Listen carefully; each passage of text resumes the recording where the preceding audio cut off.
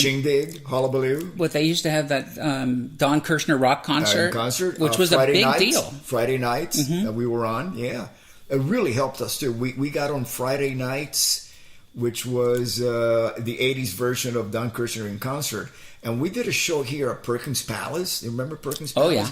Which I forgot, it was either Molly Hatchet, one of the Southern rock bands. And what we did is we invited the Quiet Riot fan club. This is for the mental health release, right? So they came, our fan base from the Randy Rhoads version of Quiet Riot came to that show, to the Perkins Palace, and it looked like we were headlining a huge venue because they had banners and they would dress, like as Quiet Riot fans, they used to dress a certain way with polka dots and stripes. So that's good marketing. Yeah, and whoever was behind that show, the producer, saw our performance, and they loved it so much that they used to sprinkle us during the season. Like they would play one Quiet Riot song from that show every single Friday night. So that really helped promote us. At the time we were on tour with ZZ Top, and we used to get it. You always stay in touch with the fans. So backstage after the show, you're running to them, and they go, "Oh man, I saw you guys on the Friday nights, and I just have to come and see you guys play in person," and blah blah blah. It's a great promotional tool. Well, Friday night used to be kind of a music night for everyone. Certain stations, local television, would have an hour of videos, like it was their video show with a VJ, talking about them, and I mean, people had things were cheaper. When I would go to a concert when I was younger, you had money. You got to get a T-shirt. You got to get a program. Yes. Now everything is just with Ticketmaster and their feeds and all that. It gets a little old. Yeah, when we were opening, I'll put it this way: as far as merchandising goes, back in the day, the average was if you were a good opening band, you would make about $550 a head. So if you're talking about 15,000 seater, that's like 75. Okay, 50,000. It's about 75 grand a night. And that's good for local bands, something to eat. Yes, I mean, but that's the way it was back then, because with Quiet Riot, not only we had the shirt, we had the mask, and we didn't have the tour book yet, but we had certain other merchandise, And back then, the venue did not take a cut. Nowadays, they take 30%. When I help people put together festivals, I always try to get, if they're going to give them a lower payment, all the merch, no cut. Now, when you say put together a festival, how do you get involved with the festival? Remember when I had you when you were with Queensryche? I had you play the Wingding in Rockford, Illinois. Oh yeah, I love that show. Yeah, was that with the Owls in Chains? Yeah. Oh no, that's right. Yeah, we talked about it before we did the show. Yeah, that was a great show. Really, really, really enjoyed that one. And they were really a good promoter. They didn't have a huge budget, but everything from merch was yours. Mm-hmm. Great. Yeah, there was a company that I work with called Warren Star. They were nearby. They make all my stage clothes and everything, and they had a booth there, which is another big thing now. The companies coming in and setting up their tents and selling merchandise. Victory Records does that. Yeah, that's fantastic. Where do you see the future of radio, as far as rock radio? And how is it going to continue to promote younger bands? I'm just hoping. I think that some companies like iHeart and Cumulus bit off more than they could chew, and they're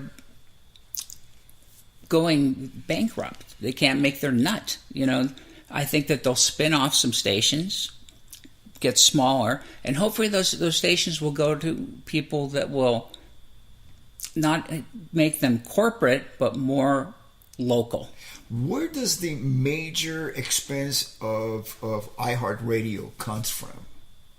Well, iHeart Album Network was bought by SFX, who was buying up all the venues. Yeah.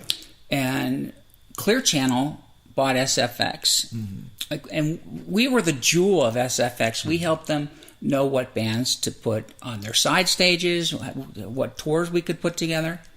When Clear Channel bought us, we had an expiration date because they had Premiere Radio. We had our own radio stuff. We did premieres and record releases and live music, and we did all that.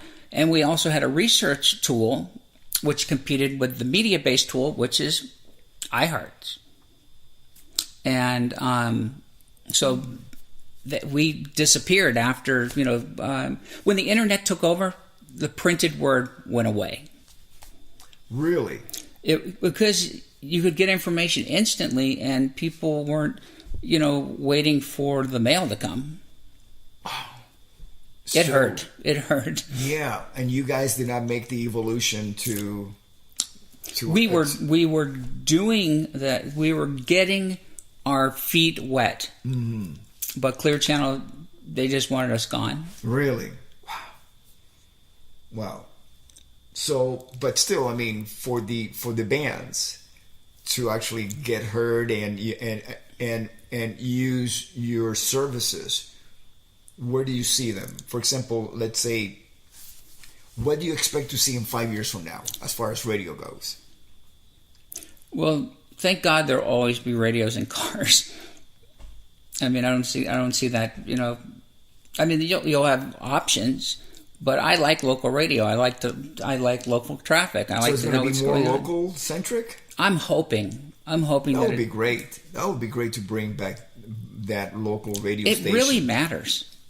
Of course it does. I used to know when I was growing up, I knew every single DJ and what time they came on KMET. And you were hooked. You had to hear that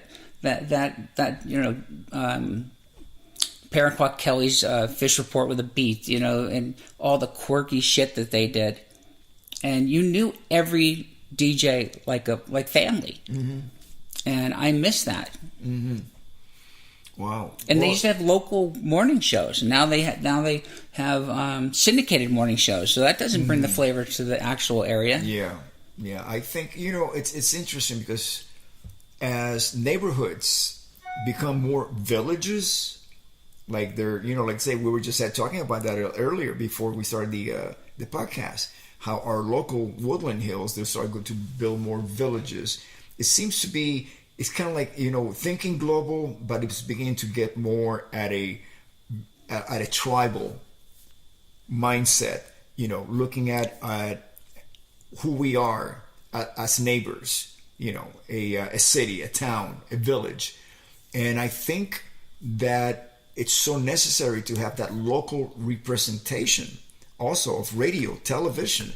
I love to, in the mornings I have the option of watching something at like a network news channel, which deals with the rest of the country, or the local. And I much rather watch the local news. Channel 5, I love car chases.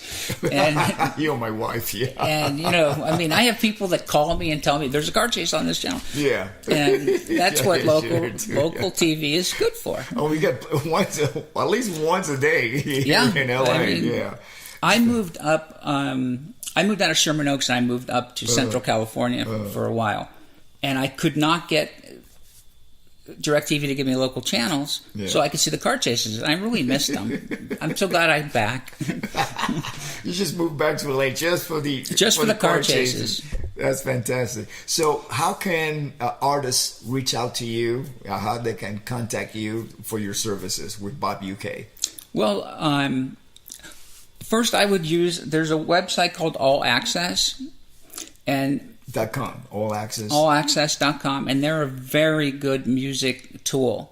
They have a directory, they have different charts, they have music to listen to. Radio will call and will go onto that website and listen to songs if they don't have it, and they can download the songs from that website also. Interesting. But you have to join, and that is a service, something you pay subscription. I think that The artists. the artists will be able to get on there and enjoy the website, but they won't be able to get to downloading songs. Mm-hmm. That's for radio. They have to, Oh, I see. Okay. Oh, that's fantastic. Yeah. Really is. I really encourage all artists. I mean, young and new artists. Well, their news is tremendous. They have really good coverage of news. Mm-hmm. Allaccess.com. Allaccess.com. Fantastic. I will when I get home. I'm going to go. It's what I wanted our network to be. Really? Yeah. I mean, we were going that direction, and All Access is a really valuable tool for every format too. That's fantastic. I will definitely check it out as soon as I get home. Thank you so much, Robert. Thank you so much. You're welcome. And thank you for sharing with us all your wisdom and all of your advice about this beautiful thing we call music, the music industry. If you have new music, you want to contact me, go to Facebook, go to Robert England, not Freddy Krueger. I spell mine like the country. Yes. That's great. Love that. Thank you, Robert. God you bless. bet. No problem.